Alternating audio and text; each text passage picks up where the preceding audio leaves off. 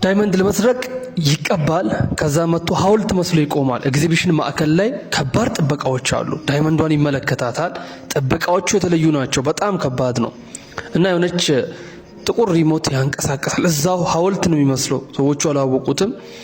ከዛ በኋላ በጥቁሩ መስመር ላይ ነው ምኑ የሚሄደው፣ ሪሞቱ ቀስ እያለች የምትሄደው። እንደ ድንገት እየሄደች ወይኔ የወታደሩ እግር ውስጥ ልትገባ ስትል አቆማት፣ አረጋጋት። ከዛ ቀስ ብሎ በሁለት እግሩ መሃል ላይ ሪሞቷን አወጣት። ሪሞቷ ትሄድና ቀስ ብላ ትገባለች ወደ ዳይመንድ ወዳለበት አካባቢ። ከዛ በኋላ ቀስ ብሎ ይወስደውና በሪሞት ኮንትሮል ነው ያንቀሳቀሰው። ቀስ ብሎ ሪሞት ኮንትሮል ስላለው እጄታውን ያወጣውና ዳይመንዱን ምን ያደርገዋል? ያነሳውና ያወጣዋል። ከዛ ግን ያ ቦታ ባዶ ከሆነ ጥበቃዎቹ እንዳያውቁት ምን ያደርጋል?